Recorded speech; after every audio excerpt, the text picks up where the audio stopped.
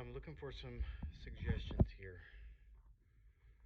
My 2014 CanAm Maverick was running fine. We stopped, turned it off, waited a few minutes, got back in, turned it on, and it wouldn't start. This is what happens. Everything powers on, I got all the lights. I'm in park.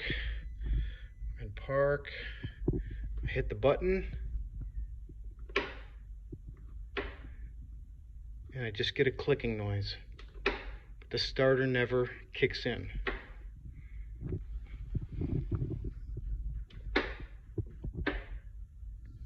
So I'm looking for suggestions if anybody's had this problem and how they fixed it. Thanks.